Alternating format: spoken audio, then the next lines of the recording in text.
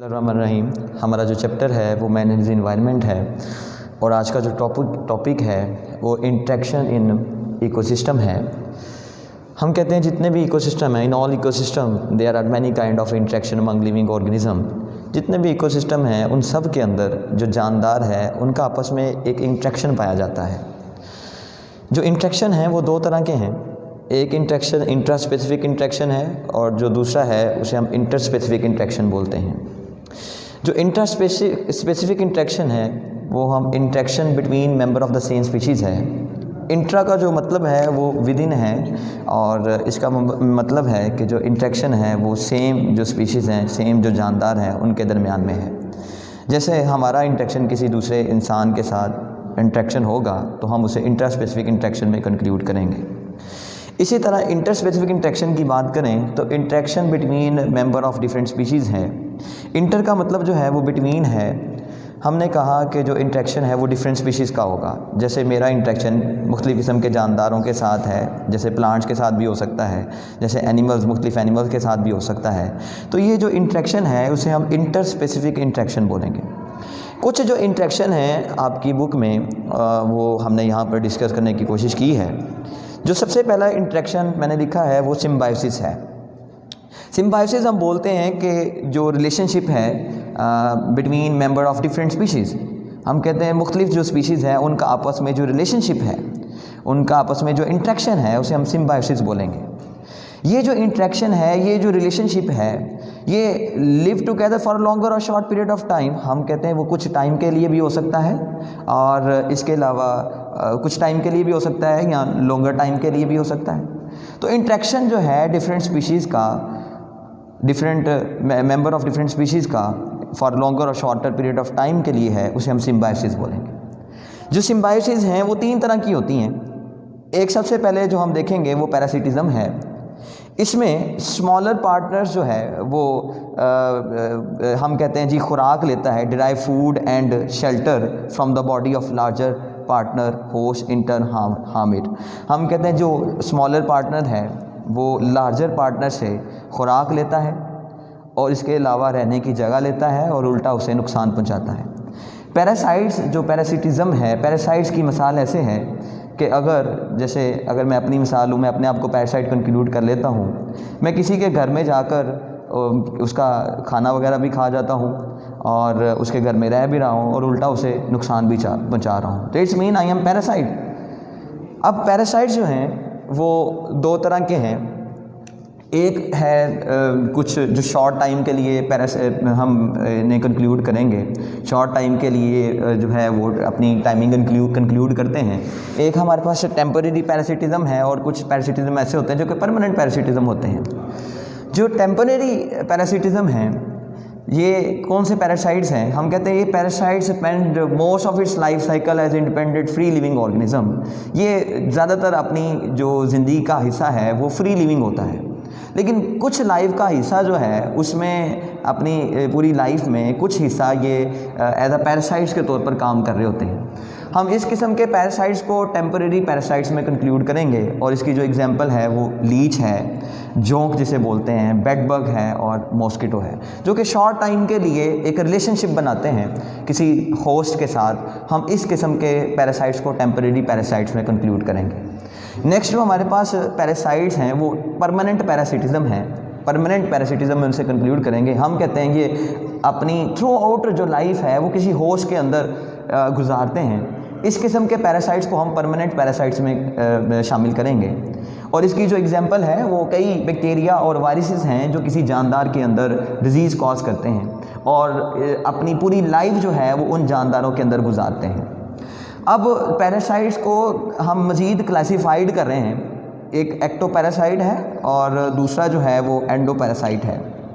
Ectoparasite, ecto का मतलब outside है, आउटसाइड, और अगर एंडो की बात करें तो हम कहते हैं जी इनसाइड है।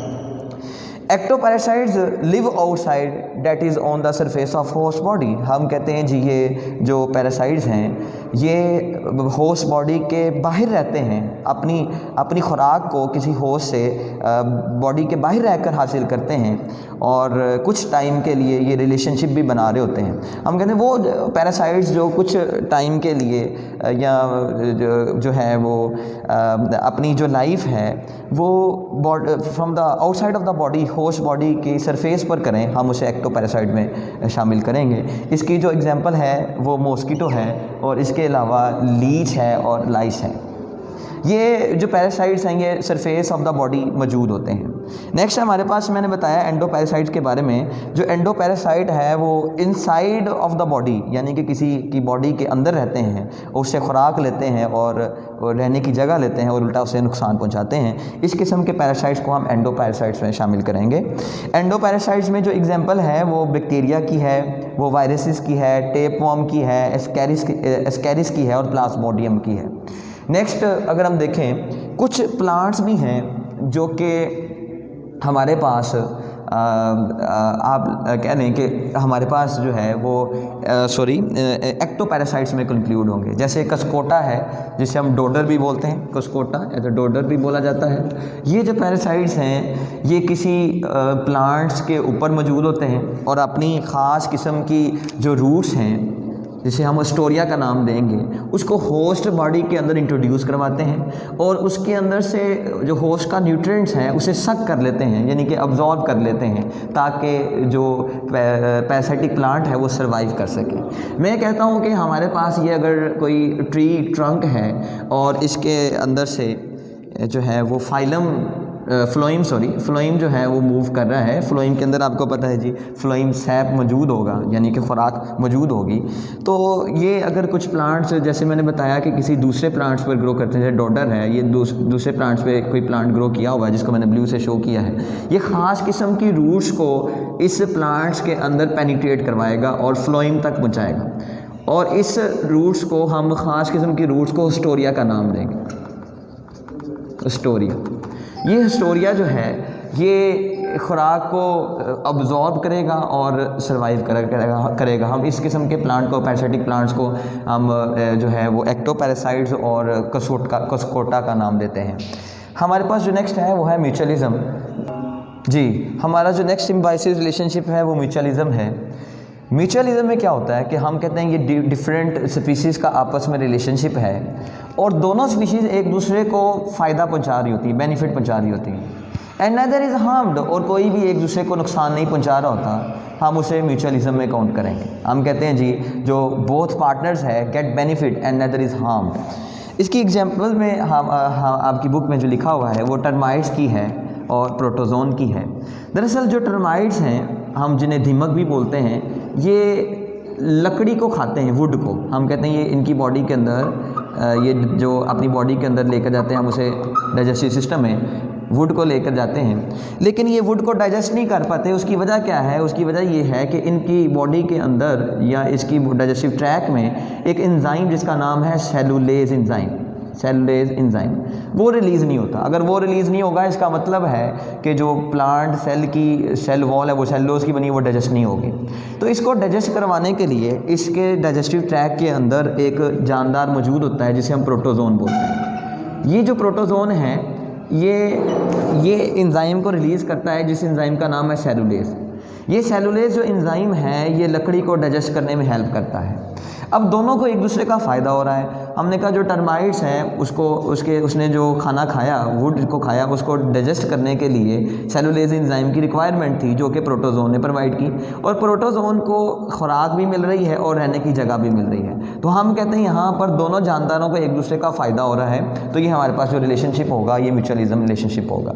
नेक्स्ट हमारे पास वस्कुलर प्लांट जिसमें हम लेग्यूमिनस प्लांट को काउंट कर रहे हैं। लेग्यूमिनस प्लांट बोला जाता है जो फलीदार पौधे होते हैं। इसके अलावा हम रिलेशनशिप देखेंगे राइजोबियम बैक्टीरिया का। राइजोबियम बैक्टीरिया जी, कुछ प्लांट्स जैसे लेग्यूमिनस प्लांट्स मैंने बताया। लेग्यूमिनस प्लांट्स की अगर बात करें तो इनकी जो रूट्स हैं उन रूट्स में स्वेलिंग सा पोर्शन मौजूद होता है। उन स्वेलिंग से पोर्शन को हम रूट नोड्यूल्स का नाम देते हैं, रूट नोड्यूल्स। इन रूट नोड्यूल्स के अंदर काफ़ी ज़्यादा बैक्टीरिया मौजूद होते हैं। उन बैक्टीरिया को हम राइजोबियम बैक्टीरिया बोलते हैं, राइजोबियम बैक्टीरिया। ये जो राइजोबियम बैक्टीरिया हैं ये हवा में, सॉइल के अंदर जो हवा मौजूद होती है उस हवा में से नाइट्रोजन को लेते हैं और नाइट्रोजन को लेकर नाइट्रोजिनस कंपाउंड में चेंज करते हैं, नाइट्रोजिनस कंपाउंड। ये जो नाइट्रोजिनस कंपाउंड हैं ये प्लांट अपनी बॉडी के अंदर ले जाता है और इसको अपनी बॉडी के अंदर इसको इस्तेमाल करता है और इससे प्रोटीन बनाता है। हम कहते हैं राइजोबियम ने तो प्लांट को फ़ायदा पहुंचा दिया। अब प्लांट राइजोबियम को क्या फ़ायदा पहुंचाता है? प्लांट जो अपनी खुराक तैयार करेगा फोटोसिंथेसिस के प्रोसेस के ज़रिए, उस प्रोसेस के लिए जो खुराक है वो कुछ खुराक राइजोबियम बैक्टीरिया को भी दे देगा ताकि ये जो राइजोबियम बैक्टीरिया ये सर्वाइव कर सके। और इसके अलावा रहने के लिए उसने जगह भी प्रोवाइड की हुई है जिसका हमने नाम रखा है रूट नोड्यूल्स। आगे हमारे पास एक थर्ड वन एग्जाम्पल है म्यूचुअलिज्म की, वो है Honey guide bird. Honey guide bird और बेडगर की, इन दोनों का रिलेशनशिप भी म्यूचुअलिज्म रिलेशनशिप में शामिल किया जाता है, आपके ब्लू ब्लॉक में लिखा हुआ है। जो हनी गाइड बर्ड है वो दरअसल बेडगर को गाइड करती है कि कहाँ पर जो हनी कॉम है वो कहाँ पर मौजूद है। दरअसल हनी गाइड जो बर्ड है ये हनी कॉम के अंदर से लार्वा को खाती है, लेकिन एक जो हनी कॉम है वो काफ़ी ज़्यादा स्ट्रक्चर इसका हार्ड है और लार्वा उसके अंदर मौजूद होता है। तो हनी गाइड के बर्ड की अगर बात करें तो वो उसके अंदर से लार्वा को नहीं खा सकती। हम बेडगर की बात करें तो बेडगर है वो हनी को खाता है। अब ये दोनों एक दूसरे को फ़ायदा क्या पहुंचाते हैं? हम कहते हैं जी जो हनी गाइड बर्ड है वो इसने लार्वा को खाना होता है, लेकिन जो हनी कॉम है वो काफ़ी ज़्यादा हार्ड होने की वजह से तो हनी गाइड बर्ड जो है वो इजीली लार्वा को नहीं खा सकती। इस वजह से वो बेडगर के इर्द गिर्द जो है वो मंडराने लग जाती है और बेडगर को अपने साथ उस हनी कॉम की तरफ ले जाती है। और हनी कॉम बेडगर को जो है वो हनी कॉम की तरफ ले जाएगी जो हनी गाइड बर्ड है, और बेडगर उस हनी कॉम को उतार कर उसके अंदर से शहद को खाएगा और नेक्स्ट वन जो हनी गाइड बर्ड है उसके अंदर से इजीली लार्वा को खाएगी। तो हम कहते हैं ये दोनों जो रिलेशनशिप है ये म्यूचुअलिज्म रिलेशनशिप में काउंट होंगे। आगे जो हमारे पास सिम्बायोसिस रिलेशन में एक और रिलेशनशिप है उसे हम कमेंसलिज्म बोलते हैं। One partner is benefited while the other is nether benefited nor harmed. हम कहते हैं एक पार्टनर को इसका फ़ायदा होता है और दूसरे पार्टनर को इसका ना फ़ायदा है ना नुकसान है। इस किस्म का जो रिलेशनशिप है उसे हम कमेंसलिज्म में काउंट करेंगे। हम रिपीट कर लेते हैं कि one partner is benefited while the other is nether benefited nor harm, तो हम इसे कमेंसलिज्म में काउंट करेंगे। इसकी जो एग्जाम्पल आपकी बुक में सबसे पहले लिखी हुई है वो एपीफाइट्स प्लांट्स की है। एपीफाइट्स वो स्मॉलर प्लांट्स होते हैं जो किसी लार्जर प्लांट्स के ऊपर ग्रो करते हैं। इस किस्म के प्लांट्स को हम एपीफाइट्स प्लांट्स बोलेंगे। जैसे आपकी बुक में एक एग्जांपल है ऑर्चिड की। अब ये जो प्लांट्स हैं अगर देखा जाए तो यहाँ पर मैं एक ट्री ट्रंक बना रहा हूँ और ट्री ट्रंक की ये ब्रांच है। इस ब्रांच के ऊपर हम कहते हैं जी एपीफाइट्स प्लांट्स मौजूद हैं। ये एपीफाइट्स प्लांट्स की रूट्स जो हैं वो हवा में ही मौजूद होती हैं।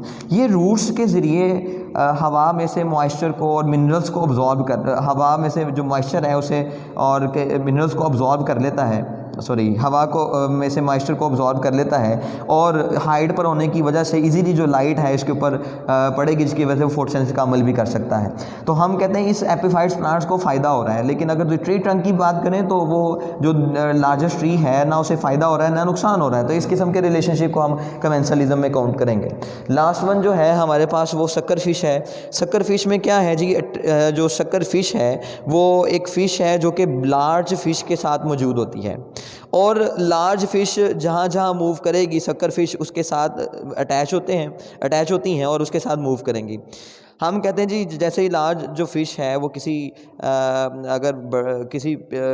फ्लैश को खाती हैं तो उसके जो कुछ पीसीज बच जाते हैं उसको जो छोटी मछली है शक्कर फिश वो इससे डिटैच होकर उस पीसीज को खाना स्टार्ट कर देती है। तो बड़ी मछली को ना इस छोटी मछली का फ़ायदा है ना नुकसान है। तो हम कहते हैं लेकिन छोटी मछली को उसका फ़ायदा है बड़ी मछली का। तो इस किस्म का रिलेशनशिप जो है वो हमारे पास कमेंसलिज्म रिलेशनशिप है। कितने मिनट ही